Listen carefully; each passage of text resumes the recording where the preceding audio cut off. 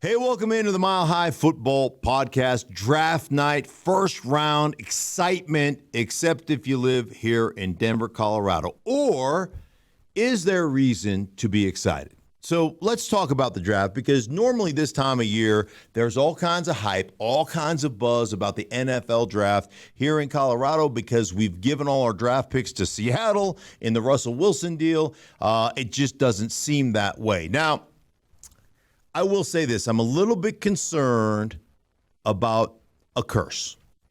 Yeah? Now, hear me out. We've seen the curse of the Bambino. We've seen the Billy Coat curse, and we know curses can last 100 years. I don't know what to call this curse, but it may be the curse of Russell Wilson, or maybe it's the curse of Let's Ride. Because ever since we've made that trade, things have just spiraled out of control. Think about it. We trade for Russell Wilson. They go with journeyman Geno Smith, where there was a legitimate camp battle between him and the guy we tossed to the curb in Drew Lock. Geno wins it and goes on to play at a Pro Bowl level. Russ comes to Denver and forgets how to play. Okay? I mean, it's just awful. Coach gets fired, the whole 9 yards. So there's that. All right, now I'm thinking, okay, Seattle, touche, you got us. Now, draft night, we're going to watch Seattle pick a player with our pick. Not good.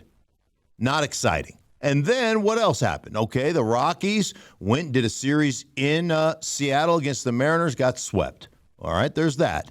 Now, the Avalanche are getting beaten by the Kraken, a second-year expansion team. Seattle right now living rent-free in the domes of all Colorado residents. And this could be, hopefully not, but this could be the start of what makes a curse. And we know that curses can last for 100-plus years. So this is a little bit frightening. Denver's got to do something to stem the tide. Now, here's the question about the first round, all joking aside. All right, so we know Seattle's got our pick, I think 5th overall.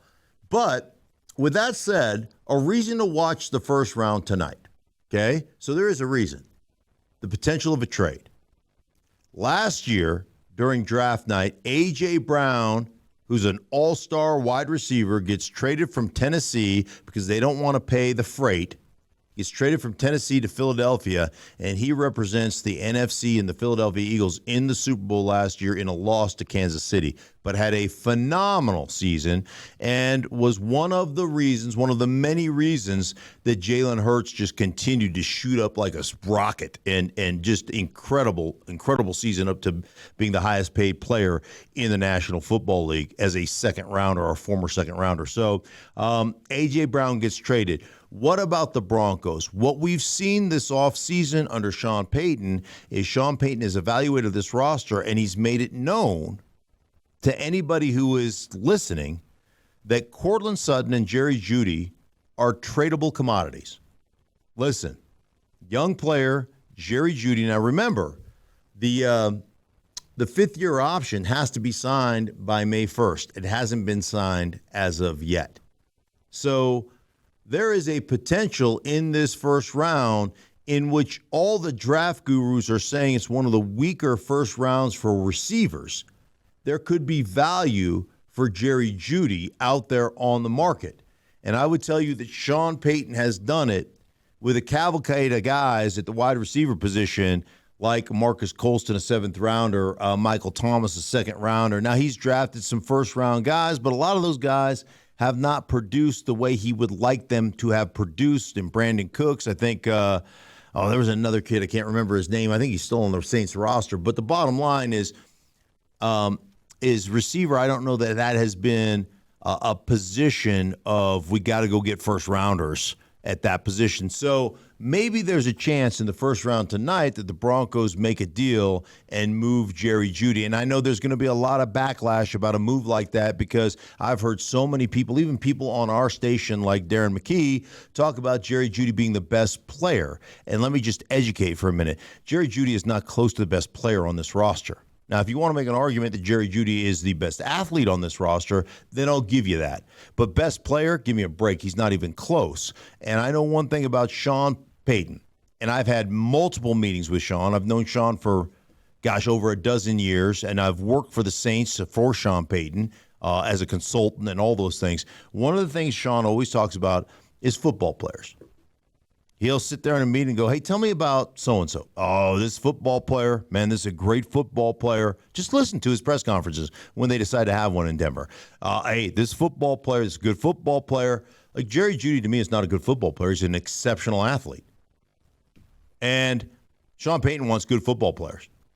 There's a big difference. So that's a tradable commodity. We'll see if it happens. I don't know that it will. But here's what gives me great hope.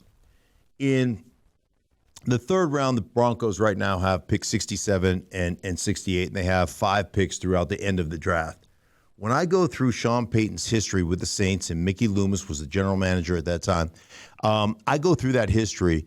Man, there are a cavalcade of really, really good all-pro players that he has gotten in the 3rd through 7th round. Guys like Taron Armstead, who was a 3rd rounder.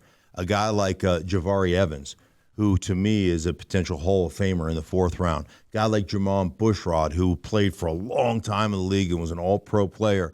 He was also a 4th rounder. A guy like Carl Nix, who was an all-pro, Pro Bowl player, was drafted by Sean Payton in the 5th round. All offensive linemen that all went on to have unbelievably successful career. Our own offensive line coach, Zach Strief, was a 7th rounder who went on to, I think, play in a Pro Bowl and start for the Saints for like 10, 11 years. 7th rounder on that guy. A guy like a Trey Hendrickson, who was a 4th rounder, who all-pro and went on to sign a big contract with Cincinnati. So if you go back through his history, it is littered with guys taken in later rounds like Alvin Kamara and all those guys that went on to become all-pro players for the New Orleans Saints. So his ability, along with Mickey Loomis, and don't forget that George Payton has had success in Minnesota getting guys later in the draft that develop into all-pro players like Eric Kendricks and Anthony Barr, I think, was a 2nd round. Maybe Anthony Barr was a 1st round. I'm not sure. But there are plenty of players that were taken later in drafts that developed into all-pro type players. So I think that gives you great hope. At least it gives me great hope, and I hope it gives you great hope as a Broncos fan to know that the guy leading this franchise right now, Sean Payton, has had unbelievable success later in rounds in the draft. And I do believe they'll get 2 or 3 starters, even though they don't pick until pick 67, 2 or 3 starters on their roster off of this draft. So great reason to be hopeful over the course of this draft or the course of the next couple of days. So for me and everybody involved in the Mile High Football Podcast, we thank you so much for listening. We'll be back with you next week.